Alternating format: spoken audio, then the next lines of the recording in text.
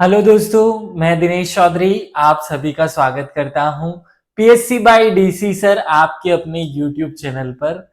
इस चैनल पर हमने निशुल्क शिक्षा के माध्यम से आप सभी का मार्गदर्शन किया है और आगे भी करते रहेंगे। इसी क्रम में अब हम सोशियोलॉजी पढ़ रहे हैं। लगभग 41 लेक्चर्स हम पहले ही रिकॉर्डेड रूप में आपको उपलब्ध करा चुके हैं यूट्यूब पर। 42वां लेक्चर है जिसमें हम यूनिट 3 को पढ़ रहे हैं। आज का टॉपिक एक बहुत महत्वपूर्ण टॉपिक है क्योंकि ये टॉपिक इतिहास से भी जुड़ा हुआ है, संविधान की मूल विषय वस्तु भी इसमें इसे माना जा सकता है और ये सोशियोलॉजी का भी एक विषय होता है। इसलिए आज पंचायती राज व्यवस्था 1973 के पहले वाले 73वें संविधान संशोधन के पहले और उसके बाद वाले जो व्यवस्था है उस पर हम प्रकाश डालने वाले हैं। चलिए शुरू करते हैं। सबसे पहले भगवान श्री गणेश का नाम लेकर श्री गणेशाय नमो बोलते हुए और मेरे शिक्षक श्री सुरेश पटेल सर को याद करते हुए हैं हम सिलेबस पर आते हैं। सिलेबस में एक महत्वपूर्ण विषय किसान अध्ययन दिया हुआ है जो हमने कल के लेक्चर में अटेंड किया।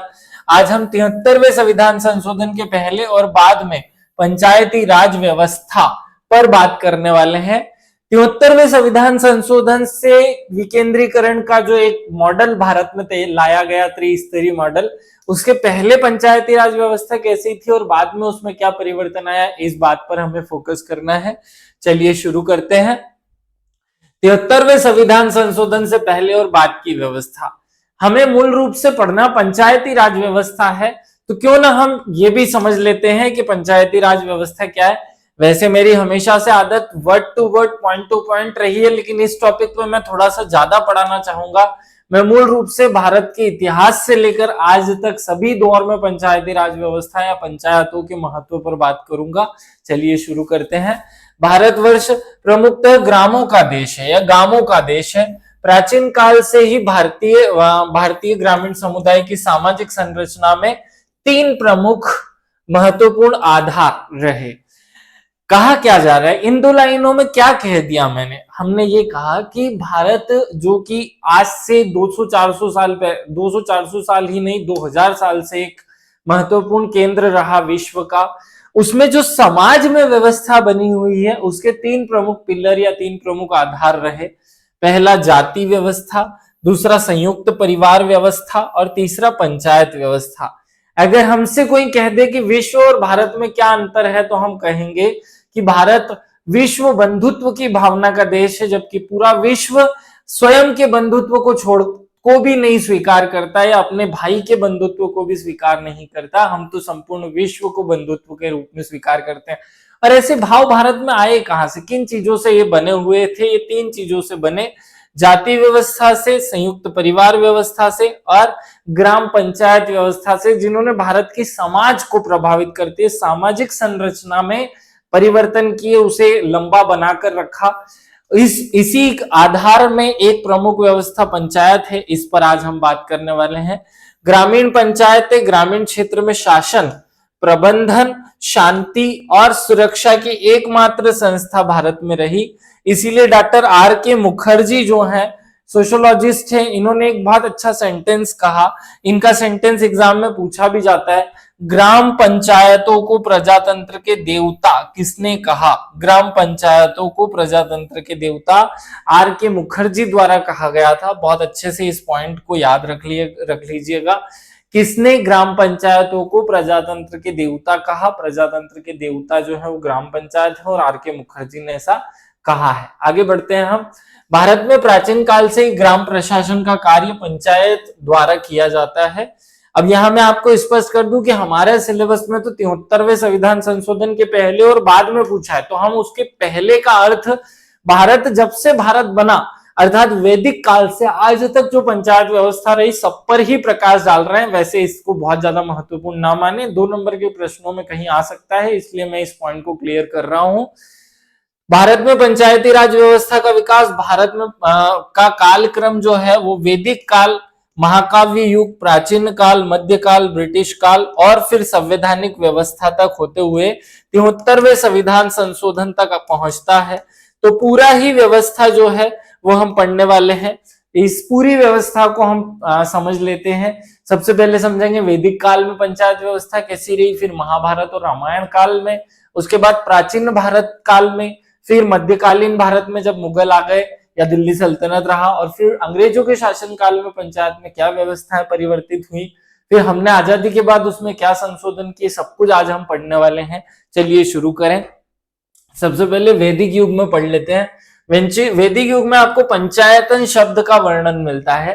पंचायतन शब्द का अर्थ होता है, यह प्राचीन संस्कृत शास्त्रों में दर्ज एक शब्द है जो कि 5 लोगों के समूह को इंगित करता है, अर्थात 5 लोगों के समूह द्वारा मिलकर, लोगों के समूह द्वारा न्याय का किया जाना है, न्याय किया जाना ही पंचायतन व्यवस्था को दर्शाता है, जो एक पहला साक्ष्य है कि भारत में पंच व्यवस्था या पंचायत व्यवस्था बनी होगी। जब लिखित रूप में और हम आगे इन साक्ष्यों का अध्ययन करते हैं, शास्त्रों का अध्ययन करते हैं, तो सभा, समिति और विद्धत, ये 3 शब्द का उल्लेख हमें ऋग्वेद में मिलता है, जो स्थानीय जो संस्थाएं थी उनके रूप में जानी जाती है। ये निकाय राजा के विशेष कार्यों और विकल्पों के रूप में अनुमति देते थे, या राजा को बहुत विशेष प्रकार के कार्यों के लिए सहायता प्रदान करने वाले लोगों के समूह होते थे। तो हमने वैदिक काल में देखा, पहला पंचायतन व्यवस्था थी, दूसरा राजा की सहायता के लिए सभा, समिति और विद्धत थी। पंचायत व्यवस्था को प्रारंभ करने का जो श्रेय है वो राजा पृथु को जाता है। अगर एक लाइन में ऐसा कोई प्रश्न भी बनता है तो आप उसका आंसर कर सकें। तो ये वैदिक काल से हमें 3 फैक्ट निकालने थे, वो तीनों हमने आपके सामने रखे। पहला पंचायतन व्यवस्था, दूसरा सभा समिति और तीसरा राजा पृथु द्वारा प्रारंभ की जाने वाली पंचायत व्यवस्था। अब हम आते हैं महाकाव्य काव्य युग में।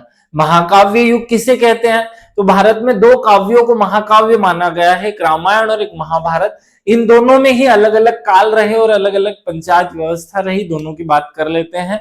भारत में 2 महाकाव्य है, रामायण और महाभारत।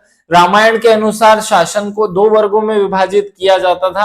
पुर अर्थात शहर, पुर का अर्थ होता था शहर, और जनपद का अर्थ होता था गांव। तो ये दोनों वर्ड आपको याद रखने, पंचायत कालीन या रामायण कालीन शब्दावलियां हैं ये। पूरे राज्य में एक जाति पंचायत होती थी और सम्राट की मंत्री परिषद का एक प्रतिनिधि जाति पंचायत द्वारा नामित किया जाता था, और इस प्रकार उस समय मतलब भगवान राम के समय शासन चलता था। तो राम राज्य की जो कल्पना हम करते हैं उसमें मूल जो भाव है वो न्याय है, लेकिन ये न्याय किसके द्वारा प्रदान किया जाएगा? तो ये छोटे छोटे विकेंद्रीकृत इकाइयों द्वारा प्रदान किया जाएगा, ऐसा प्रावधान है, याद रखिएगा। अब हम इसी में आगे बढ़ते हैं, महाभारत काल में चलते हैं। महाकाव्य का दूसरा काल जो है महाभारत काल है। तो महाभारत के शांति पर्व कौन से? महाभारत जब आप पढ़ते हैं तो उसके शांति पर्व, मनुस्मृति और कौटिल्य के अर्थशास्त्र, इन तीनों में एक जैसी व्याख्याएं मिलती है, इसलिए तीनों का रेफरेंस मैंने एक साथ लिया है। इसमें ग्राम स्वशासन का वर्णन मिलता है। महाभारत के अनुसार गांव का प्रमुख अधिकारी ग्रामिक होता था, और इसके बाद धीरे धीरे बढ़ते जाते थे और वे स्थानीय करों का एकत्रण तथा बस्तियों की रक्षा करने का काम करता था। जैसे गांव का प्रमुख ग्रामिक होता था, वैसे ही 10 गांव का मुखिया जो विशप कहलाता था, 20 गांव का मुखिया जो है विशप कहलाता था, 100 गांव का मुखिया जो है विशप अधिपति कहलाता था, और 1000 गांव का मुखिया जो है वो शतग्रामपति कहलाता था। ये बहुत अच्छे वर्ड हैं, इन सारे वर्ड्स पर आप लोग विशेष रूप से ध्यान दीजिएगा। 10 ग्राम का जो अधिकारी है वो दशप है, जबकि 1000 ग्राम का जो अधिकारी है वो शतग्रामपति है। क्या है? शतग्रामपति। और शतग्राम, ये थोड़ा सा प्रिंट मिस्टेक है, इसे शतग्राम अधिपति अगर हो तो वो 100 ग्राम का होगा, और 1000 हो तो शतग्रामपति होगा। ये आपको हायरार्की याद करनी है, जिससे हमें समझ में आ रहा है कि पूरा शासन जो है वो छोटी छोटी इकाइयों में विभक्त था, और उसी में सबसे छोटी इकाई जो थी पंचायत थी। तो पंचायत महाभारत काल में इस रूप में थी। और आगे बढ़ते हैं। अब अगर हम भारत के प्राचीन कालीन इतिहास की बात करते हैं, जहां से हमें लिखित और मौखिक साक्ष्य या सारे प्रकार के साक्ष्य मिलना शुरू होते हैं, जहां से राजतंत्रात्मक व्यवस्था का उदय होता है, तो कौटिल्य के अर्थशास्त्र में ग्राम पंचायतों का उल्लेख मिलता है। स्थानीय सरकार सम्राट के हस्तक्षेप के अधीन नहीं थी। इसका अर्थ है कि सरकार, सम्राट जो है वो स्थानीय स्तर पर कोई भी हस्तक्षेप नहीं करता था, और वो चाहता था कि हस्तक्षेप नहीं करता था, और वो चाहता कि निचले स्तर पर जो न्याय है या जो शासन है वो निचले स्तर के लोग या अधिकारी ही संभाले। मौर्य और मौर्योत्तर शासन काल में मुखिया बुजुर्ग की एक परिषद की सहायता से ग्रामीण जीवन में महत्वपूर्ण भूमिका निभाती थी।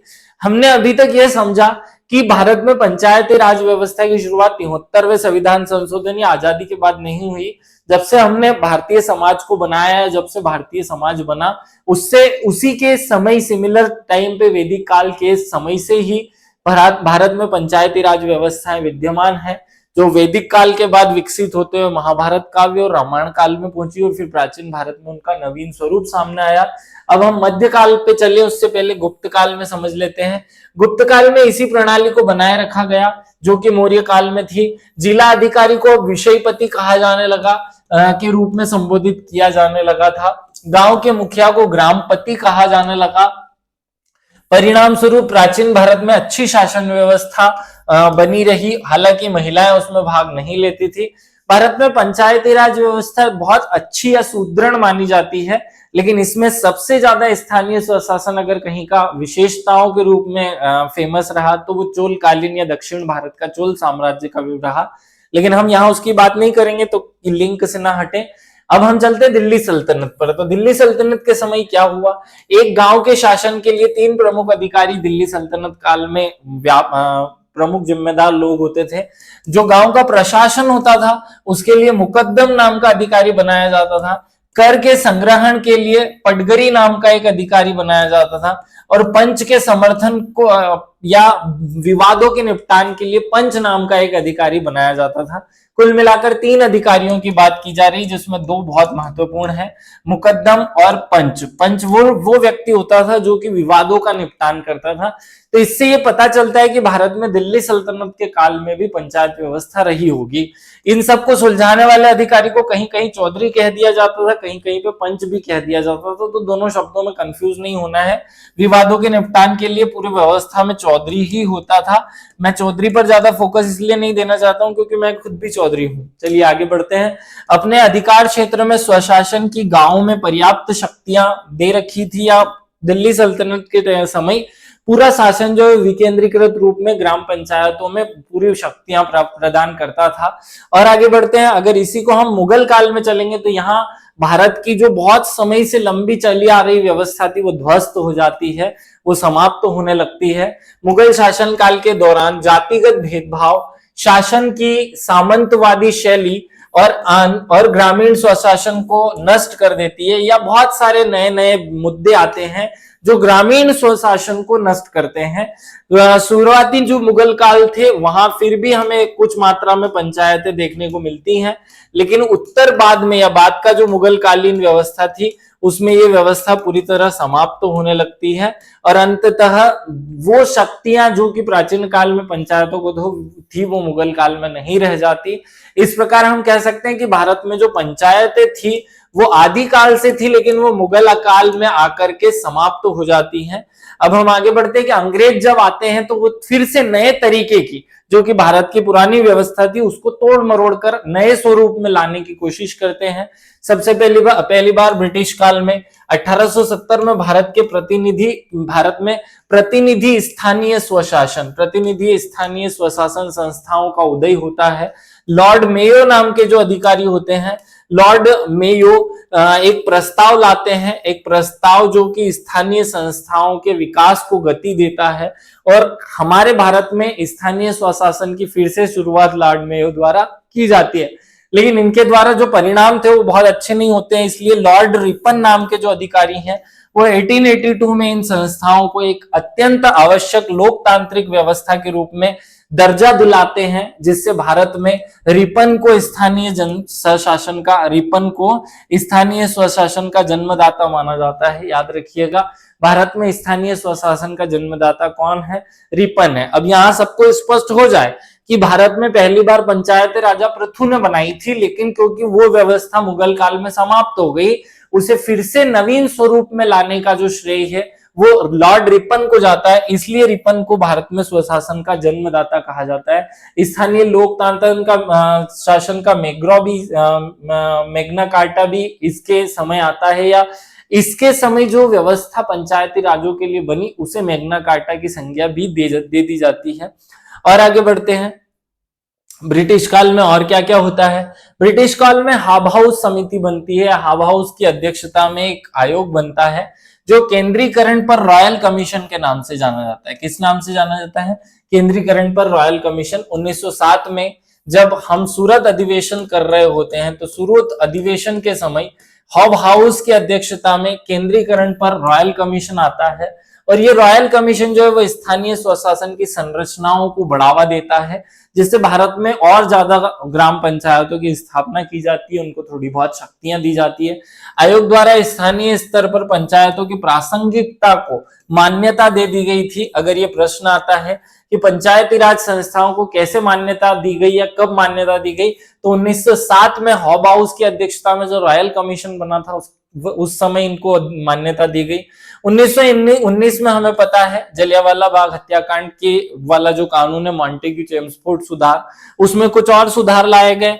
स्थानीय स्वशासन को एक हस्तांतरित विषय के रूप में परिवर्तित कर दिया गया और जो राज्य की विधानसभाएं थी उनको कानून बनाने का अधिकार इस कानून के तहत दिया गया।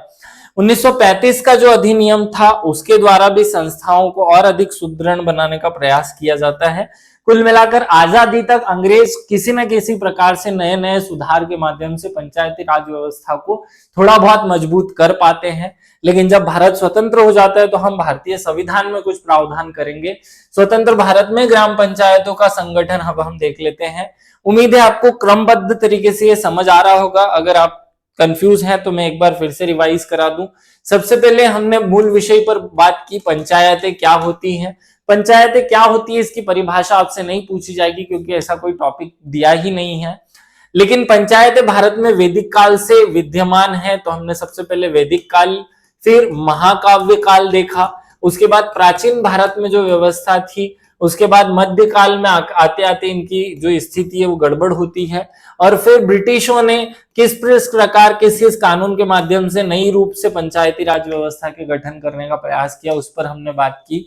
अब हम स्वतंत्र भारत पर आ चुके हैं। स्वतंत्र भारत में क्या क्या व्यवस्थाएं होती है, क्या क्या प्रावधान होते हैं, और फिर धीरे धीरे कौन कौन सी अशोक मेहता समिति या बलवंत राय मेहता समिति या हनुमंतिया समिति, इन सब समितियों ने अंततः 73वें संविधान संशोधन तक आते आते भारत में पंचायती राज व्यवस्था को एकदम नए स्वरूप में प्रेजेंट किया, उनकी बात करेंगे। चलिए आगे बढ़ते हैं। भारत में जो पंचायती राज व्यवस्था है इसके विषय में याद रहे, भारतीय संविधान के अनुच्छेद 40 में प्रावधान किया गया था। प्रावधान किया गया कि राज्यों को इनके गठन के शक्ति होगी, अर्थात राज्य चाहे तो अपने अपने राज्यों में पंचायती राज का गठन कर सकते हैं। इसी के तहत आर्टिकल 246 में राज्य विधानसभाओं को स्थानीय स्वशासन से संबंधित किसी विषय पर कानून बनाने का अधिकार भी दिया गया था। लेकिन यह एक सबसे महत्वपूर्ण बात जो है, लेकिन उस समय निर्णयकर्ता अर्थात संविधान सभा के सदस्य, संविधान सभा के जो सदस्य थे, संविधान सभा के सदस्य, इन सब में एक रूपता नहीं थी। कोई कह रहा था कि पंचायतें बनाई जानी चाहिए, कोई कह रहा था कि पंचायतें नहीं बनाई जानी चाहिए। जो नहीं बनाई जाने वाले के पक्षधर थे या पंचायतों को शक्ति ना देने के पक्षधर थे, उसमें सबसे बड़े जो महात्मा थे, जो सबसे ज्यादा पक्षकार थे, उसमें BR अम्बेडकर का, भीमराव अम्बेडकर का नाम प्रसिद्ध है। संविधान में पंचायतों की शामिल करने पर सार्वभौमिक रूप से सहमति नहीं थी। सबसे बड़ा विरोध BR अम्बेडकर ने किया, लेकिन अंततः पंचायतों के समर्थकों और विरोधियों के बीच बहस के बाद नीति निर्देशक तत्व के अनुच्छेद 40 के तहत ग्राम पंचायतों को संविधान का एक हिस्सा बना दिया गया और यह मान लिया गया कि अभी भारत की यह व्यवस्था नहीं है या भारत की इतनी क्षमता नहीं है कि वह हर एक ग्राम पंचायतों को शक्ति प्रदान कर ले, लेकिन ये भविष्य में कभी भी किसी न किसी समय पर भारत इन पंचायती राज संस्थाओं को लोकतांत्रिक इकाई के रूप में शक्तियां प्रदान करेगा, ऐसा भारतीय संविधान में प्रावधान कर दिया गया। आगे बढ़ते हैं। तो जब हम आगे बढ़े, केंद्र में पंचायती राज एवं सामुदायिक विकास कार्यक्रम लाया गया। आप सब जानते हैं कि 1952 में भारत में सामुदायिक विकास कार्यक्रम आता है। सामुदायिक विकास कार्यक्रम सामुदायिक विकास मंत्रालय की स्थापना से शुरू होता है और 1 वर्ष के अंतर ही समाप्त हो जाता है। आप सब जानते हैं कि 1952 में भारत में एक समुदाय की समुदाय के विकास हेतु सामुदायिक विकास कार्यक्रम नामक एक संस्था बनाई जाती है, जिससे भारत के छोटे छोटे क्षेत्रों में विकास खंडों की स्थापना की जाती है। ये मध्य प्रदेश में अभी भी विद्यमान है। मध्य प्रदेश में अभी भी 313 विकास खंड जीवित हैं और ये कार्यक्रम 1952 में शुरू होकर 1953 में ही समाप्त हो जाता है। क्या था ये कार्यक्रम? इस कार्यक्रम की मूल विषय वस्तु थी कि एक जैसे जो क्षेत्र है, जिनकी एक जैसी समस्या, उनका एक ग्रुप बनाकर उनका विकास करने का प्रयास किया जाए। इसको उदाहरण सहित समझ सकते हैं।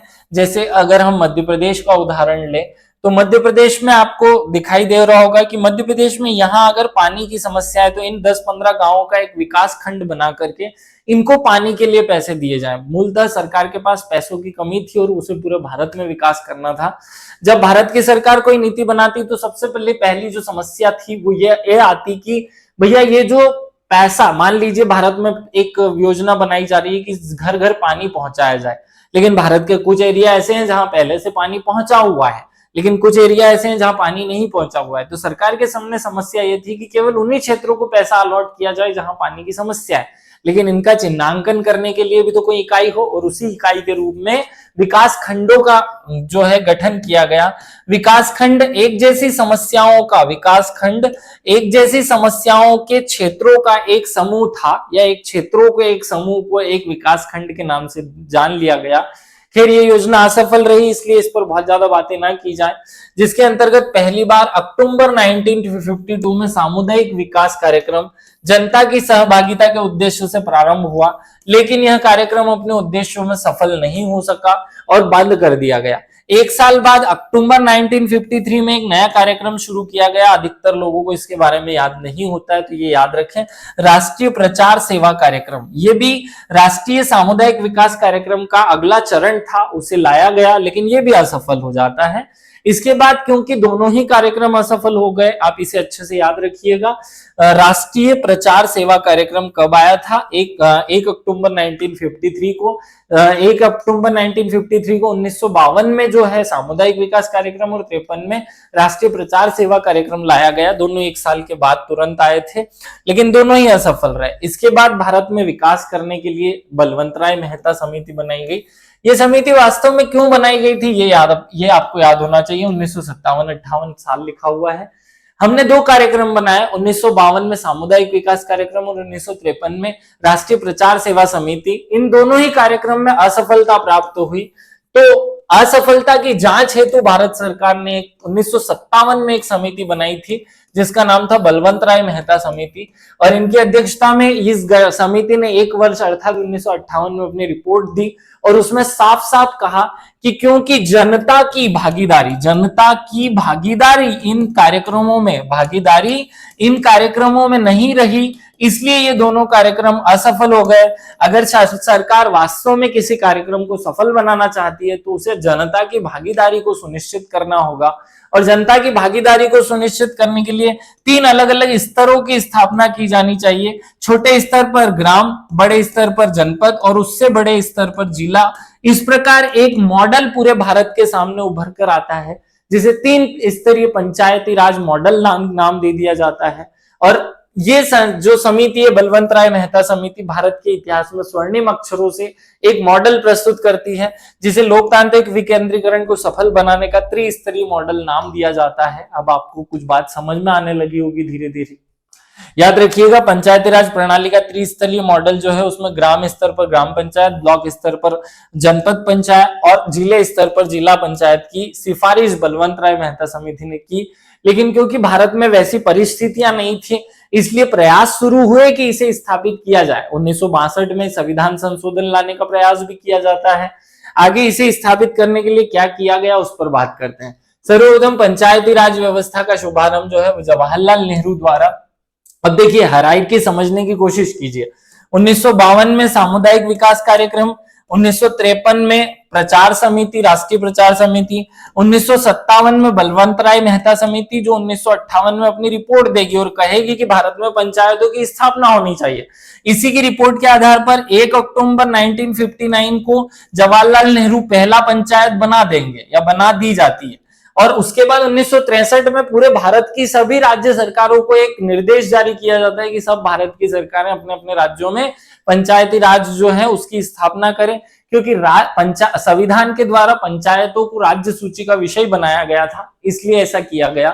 तो राजस्थान के नागौर जिले में 1 अक्टूबर 1959 को पहली ग्राम पंचायत की स्थापना जवाहरलाल नेहरू ने कर दी और इसके तुरंत बाद धीरे धीरे आंध्र प्रदेश और अन्य राज्यों ने भी इसे अपना लिया और 1963 तक अर्थात 58 से लेकर 1963 3-5 वर्षों में ही भारतीय संघ के सभी राज्यों में पंचायती राज व्यवस्था की स्थापना हो जाती है। लेकिन यहाँ समस्या जो होती है वो ये है कि मध्य प्रदेश अपने हिसाब से पंचायतें बनाता है, यूपी अपने हिसाब से, छत्तीसगढ़ अपने हिसाब से और बाकी के राज्य अपने अपने हिसाब से पंचायती राज व्यवस्था बना लेते हैं, जिसका एक बहुत बेहतरीन मॉडल भारत में नहीं बन पाता और इस कारण से ये पूरे भारत में असफल जैसा लगने लगता है। खैर, भारत में पंचायती राज व्यवस्थाएं बन चुकी थी, लेकिन फिर भी एक यूनिफॉर्मिलिटी का अभाव था, पूरे भारत में एक जैसी पंचायतों का अभाव था। इस कारण से अब फिर प्रयास शुरू होते हैं। कैसे प्रयास शुरू होते हैं? 1957 में आती है अशोक मेहता समिति। अशोक मेहता समिति क्या है भाई, ये थोड़ा सा याद रख लेते हैं, समझ लेते हैं। तो अशोक मेहता समिति की छोटी मोटी सी कुछ सिफारिशें याद रखेंगे। 1977 में ये बनती है। अशोक मेहता समिति की स्थापना के परिणाम स्वरूप पंचायती राज के आदर्शों और प्रथाओं के बारे में नई सोच पैदा होती है। इस समिति ने द्विस्तरीय पंचायती राज व्यवस्था के ढांचे का प्रावधान किया या सिफारिश की, जिसमें जिला स्तर पर जिला परिषद और मंडल स्तर पर जनपद परिषद के प्रावधान थे। ग्राम पंचायत का प्रावधान इसमें नहीं रखा गया, सॉरी, ग्राम पंचायत का प्रावधान और जिला पंचायत का प्रावधान रखा गया था। जनपद वाला जो प्रावधान था वो इससे डिलीट कर दिया गया था, इस मॉडल में नहीं था। लेकिन क्योंकि हमें एक यूनिफॉर्मिलिटी लानी थी, इस पर सभी राज्यों की सहमति नहीं बन पाती है, इसलिए आगे चलते हैं। तो अगली व्यवस्था पर आते हैं। भारत सरकार ने पंचायतों के पुनर्जीवन के लिए या उनको भारत में एक जैसा बनाने के लिए, उनको एक जैसी शक्ति बनाने के लिए अलग अलग समय पर अलग अलग समितियां बनाई और उन समितियों के नाम आपसे 2-2 नंबर में, एक तो स्थापना वर्ष के रूप में पूछे जा सकते हैं और उसका क्या योगदान है इस रूप में पूछे जा सकते हैं। सबसे पहले आप याद रखेंगे हनुमंत राव समिति 1983 में बनती है, JVK राव समिति 1985 में बनती है, LM सिंघवी समिति। ये बहुत महत्वपूर्ण है क्योंकि प्रश्न इस तरीके से पूछा जाता है कि किस समिति की सिफारिश पर पंचायती राज संस्थाओं को संवैधानिक दर्जा दिया गया, तो वो LM सिंघवी समिति ही थी। केंद्र और राज्य का साथ जो सरकारी आयोग है 1988, PK थुंगन समिति 1992 और हरलाल सिंह बर्रा समिति 1990। ये 6-7 समितियां आपको नाम याद रखने हैं। डिटेल आप भले ही सारी ना रखें, लेकिन फिर भी अशोक मेहता समिति, बलवंत राय मेहता समिति, LM सिंघवी समिति और थुंगन समिति, 4-5 समितियां याद रखनी है डिटेल में। चलिए आगे बढ़ते हैं। तो JVK राव समिति ने क्या कहा था ये देख लेते हैं। JVK राव समिति 1985 में बनी और जिले को नियोजन की मूल इकाई बनाने और नियमित रूप से चुनाव कराने की सिफारिश इस समिति द्वारा की गई। 5-5 सालों में चुनाव कराने, ऐसा प्रावधान किस समिति की सिफारिश पर जोड़ा गया? तो वो JVK राव समिति है। JVK राव की बात मान ली जाती है और ये 5-5 वर्षों में चुनाव कराने का प्रावधान जोड़ा जाता है। आगे आते हैं LM सिंघवी समिति। ये भी बहुत महत्वपूर्ण समिति है। LM सिंघवी समिति ने वित्तीय संस्थान और संवैधानिक दर्जा, मतलब वित्तीय संसाधन उपलब्ध कराने और संवैधानिक दर्जा प्रदान करने की सिफारिश की और इन दोनों ही सिफारिशों को सरकार द्वारा मान लिया जाता है। अब तक जितनी भी समितियां बनी, इतनी सारी समितियां हमने देखी। साथ में आप अशोक मेहता समिति भी ऐड कर लीजिए और साथ में बलवंत राय मेहता समिति भी ऐड कर लीजिए। इन सब का निचोड़ रूप में एक नया कानून लाया जाएगा भारत में, जिससे पूरे भारत में पंचायतों का एक रूप या एक जैसा रूप निश्चित किया जाए। इसलिए PV नरसिम्हा राव जो है भारत के प्रधानमंत्री थे उस समय 1992 में, 73वां संविधान संशोधन प्रस्तावित करते हैं, विधेयक लाया जाता है और 73वें संविधान संशोधन अधिनियम 1992 के रूप में इसे पारित कर दिया जाता है। 24 अप्रैल 1993 को ये लागू हो जाता है और इसके माध्यम से पूरे देश में प्रभावी लागू विकेंद्रीकृत व्यवस्था के रूप में पंचायतें जो हैं वो बन जाती हैं। संविधान में भाग 9 इसके तहत जोड़ा जाता है, 11वीं अनुसूची इसके तहत जोड़ी जाती है। 11वीं अनुसूची में 29 कार्य इन संस्थाओं को सौंपे जाते हैं और इस तरह पूरे भारत के लिए, संपूर्ण भारत के लिए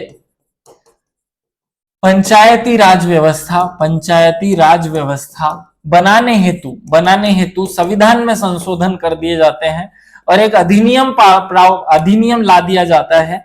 देखिए याद रखिएगा, पंचायतें या स्थानीय पंचायतें जो विषय है वो विषय के रूप में तो राज्य सूची का विषय था, लेकिन क्योंकि भारत सरकार को उस पर कानून बनाना था, इसलिए संविधान में संशोधन करके, संविधान संशोधन के माध्यम से उस पर एक कानून बना करके एक यूनिफॉर्मिलिटी लाई गई और पूरे भारत में एक जैसा मॉडल अपना लिया गया, जो कि त्रिस्तरीय पंचायती राज व्यवस्था, त्रिस्तरीय पंचायती राज व्यवस्था के रूप में जाना जाता है। अब हम आगे बढ़ते हैं, इसी बात को थोड़ा डीप में पढ़ते हैं।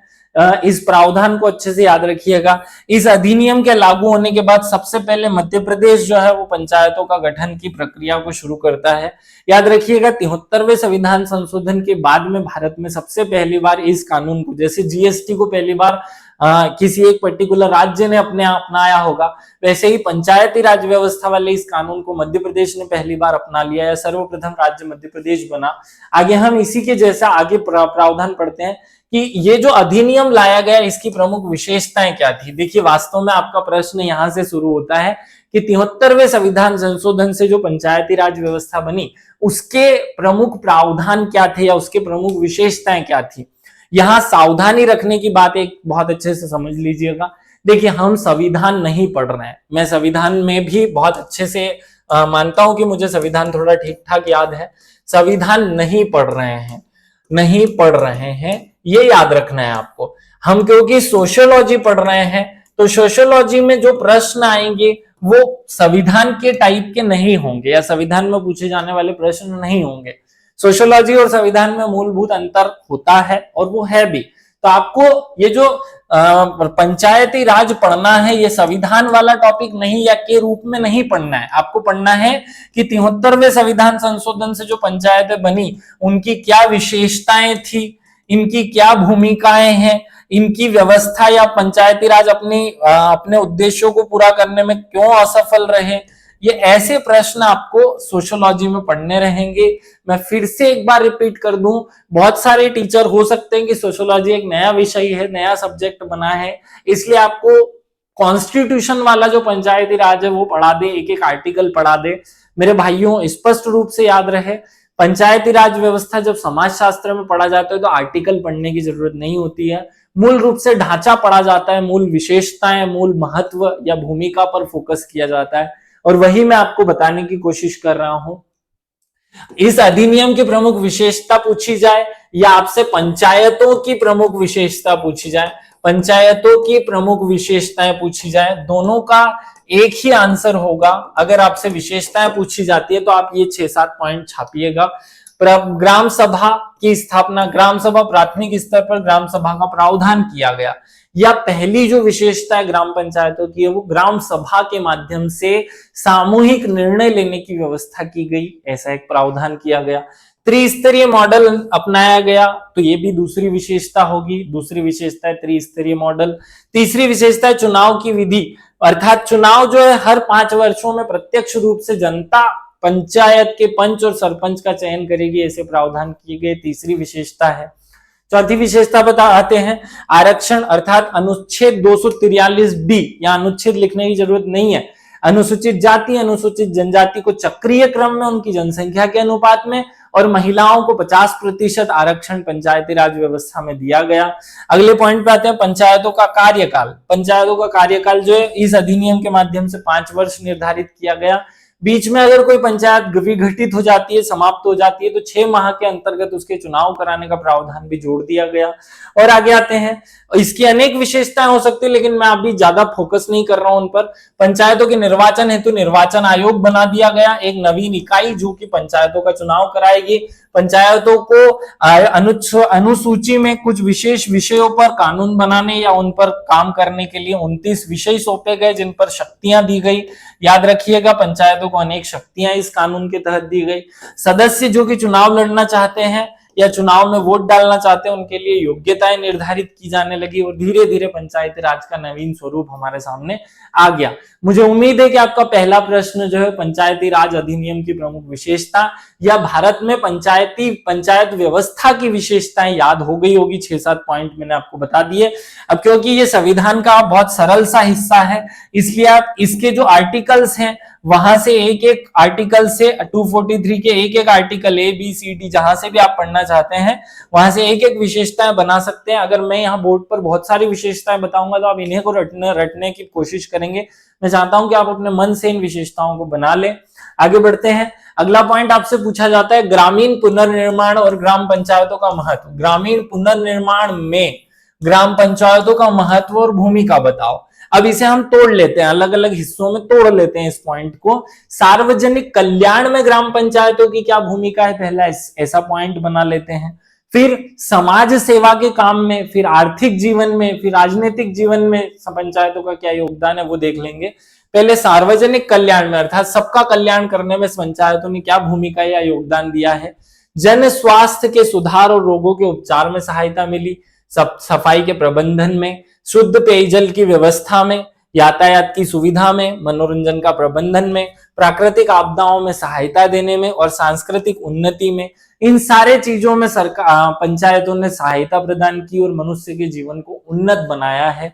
और आगे बढ़ते हैं। अगर इसी पॉइंट को इस तरीके से पूछ लिया जाए सामाजिक जीवन में ग्राम पंचायतों का क्या योगदान है, तो आप शिक्षा बता सकते हैं, मद्य निषेध में प्रतिबंध लगा सकते हैं, मातृत्व एवं शिशु कल्याण में सहायता, सामाजिक सुधार में नियंत्रण अर्थात बाल विवाह जैसी प्रथाओं पर नियंत्रण, शोषण से मुक्ति दिलाने में योगदान दिया पंचायतों ने। और अगर यही प्रश्न इस तरीके से आ जाए आर्थिक जीवन में पंचायतों का क्या योगदान है, तो कृषि में सुधार, सिंचाई की व्यवस्था, भूमिहीन मजदूरों की सहायता, पशुओं को नस्ल सुधार, उद्योग धंधों का विकास किया, सहकारी समितियों को बनाया। अब यहाँ हर एक काम में आपको एक एक उदाहरण देना है। जैसे अगर कृषि में सुधार की बात की जाए तो आप लिख सकते हैं बलराम ताल योजना के माध्यम से सिंचाई की व्यवस्था अगर की गई या कृषि की व्यवस्था की गई। आपको पता है गांव में सोसाइटी के माध्यम से या समितियों के माध्यम से, सहकारी समितियों के माध्यम से ग्रामीण क्षेत्र के लोगों को या किसानों को बीज और खाद उपलब्ध कराया जाता है, जो एक महत्वपूर्ण सहायता होती है किसी किसान के लिए। ऐसे ही अगर हम मजदूरी की बात करें तो मजदूरों को मनरेगा जो कि पंचायत द्वारा चलाई जाती है, मनरेगा द्वारा रोजगार उपलब्ध कराया जाता है। ऐसे ही अगर हम महिलाओं की बात करें तो प्रधानमंत्री आवास योजना भी बताई जा सकती है, उज्ज्वला योजना बताई जा सकती है, जनधन खाता बताया जा सकता है, उज्ज्वला बताया जा सकता है, बहुत सारी योजनाएं हैं। तो आप जो भी योगदान लिखे उसमें एक एक योजना या उसके इम्प्लीमेंटेशन के लिए कौन सी योजना बनाकर लोगों की सहायता की गई वो जरूर लिखना है। और आगे बढ़े। अगर यही प्रश्न पूछ लिया जाए राजनीतिक जीवन में ग्राम पंचायतों का क्या योगदान है, तो ग्रामीण व नेतृत्व का विकास किया, शांति और सुरक्षा बनाए रखी, प्रशासन को सहायता दी, न्याय में सहायता दी, नागरिकों को शिक्षा और जागरूक करने का प्रयास पंचायती राज संस्थाओं ने किया। महत्वपूर्ण काम थे जो पंचायतों ने किए, ऐसे प्रश्न एग्जाम में पूछे जा सकते हैं। अगला प्रश्न पूछा जा सकता है पंचायती राज संस्थाओं की असफलता के कारण। क्योंकि हमने जब पंचायतों को बनाने का सपना देखा था तो हमने ये देखा था कि राम राज्य स्थापित हो जाएगा, सब लोग बराबर हो जाएंगे, सबका विकास होगा, लेकिन सबका विकास तो हो नहीं पाया। अर्थात ये अपने 100% उद्देश्यों को पूरा करने में असफल रहे। हाँ, इन्होंने अपनी बहुत ज्यादा महत्वपूर्ण भूमिका निभाई लेकिन पूरी तरह सफल नहीं हो पाए। तो उसके क्या क्या कारण है, उसके कारण कुछ होंगे। पहला है अशिक्षा का साम्राज्य, अधिकारियों में परस्पर तनाव, वित्त का अभाव, जातिवाद, दलबंदी एवं राजनीतिक हस्तक्षेप, योग्य कर्मचारियों का अभाव, ग्राम सभा का कमजोर होना, सरकारी और गैर सरकारी कार्यकर्ताओं के मध्य समन्वय का अभाव, योग्य नेतृत्व का अभाव, उपयुक्त चुनाव पद्धति का लागू ना होना, या जनता का पंचायतों के प्रति जागरूक ना होना, उसके भागीदार ना बनना, और भी बहुत सारी समस्याएं गिनाई जा सकती हैं जो जिम्मेदार है पंचायतों का अपने उद्देश्यों में सफल ना होने के कारण। तो जब कोई संस्था अपने उद्देश्यों में सफल नहीं हो पाती है तो हमसे सुझाव मांगे जाते हैं कि भाई अब आप बता दो कि कैसे पंचायतों को अपने उद्देश्यों में सफल बनाया जा सकता है। तो फिर एक प्रश्न बन सकता है सुझाव कि पंचायती राज संस्थाएं सफल बनाने में कैसे क्या सुझाव दिए जाने चाहिए। मैं चाहता हूं कि ये सुझाव मैं खुद भी बता दूं लेकिन आपकी तरफ से होने चाहिए। सबसे ज्यादा आप प्रयास करें जो टेक्नोलॉजी है उसका प्रयोग करके वित्तीय सहायता, शिक्षा और जागरूकता, इन 4 विषयों का उपयोग करते हैं, इन शब्दों का प्रयोग करते हुए आप सब लोग सुझाव देने का प्रयास करें या आप सब लोग सुझाव दें। साथ में पारदर्शिता, ये आ जाना चाहिए। पारदर्शिता खैर प्रशासनिक शब्दावली है, लेकिन इसमें आ जाना चाहिए। साथ में जागरूकता हो चुका है, तो हमें याद होना चाहिए कि समाज में समन्वय जो है वो बहुत महत्वपूर्ण होता है। तो समन्वय और छोटे छोटे अनेक बातें जो कि सुझाव के रूप में दी जा सकती हैं, लेकिन आपका जो मूल फोकस है वो टेक्नोलॉजी, वित्त, शिक्षा और जागरूकता, इन 4 विषयों को फोकस करते हुए सुझाव देने पर बल दे। हमने 73वें संविधान संशोधन वाला जो टॉपिक था, जिसमें पंचायती राज व्यवस्था की स्थिति पूछी थी, उसमें पहले और वर्तमान में क्या व्यवस्था है इस पर फोकस किया। पंचायती राज व्यवस्था से इस प्रकार के प्रश्न आने के चांस ज्यादा होंगे कि पंचायती राज व्यवस्था का सामाजिक जीवन में योगदान बताइए, आर्थिक जीवन में योगदान बताइए, सामाजिक पंचायती राज व्यवस्थाओं के असफल होने के कारण बताइए, सुझाव दीजिए। ऐसे प्रश्नों की अधिकता होगी, फैक्चुअल प्रश्न बहुत कम आने के चांस है। कोशिश कीजिएगा कि यहाँ आर्टिकल्स पर रट्टा मारने का काम ना किया जाए, क्योंकि सोशियोलॉजी में आर्टिकल्स का कोई महत्व नहीं है। फिर भी आप सभी लोगों को 73वें संविधान संशोधन के पहले पंचायती राज व्यवस्था और बाद की पंचायती राज व्यवस्था को मैंने समझाया। उम्मीद है अभी सब लोगों को ये समझ में आया होगा। अगर आपका कोई भी प्रश्न होता है तो आप कमेंट के माध्यम से पूछ सकते हैं, कोई भी डाउट होता है तो कमेंट के माध्यम से पूछ सकते हैं, और अगर आपको सब कुछ समझ आ जाता है तो भी आप कमेंट करके हमें बताइए। आप सभी को विशेष रूप से धन्यवाद जिन्होंने इतनी देर तक इस वीडियो को देखा, हमें विशेष रूप से सहयोग प्रदान किया। धन्यवाद। जय हिंद, जय भारत।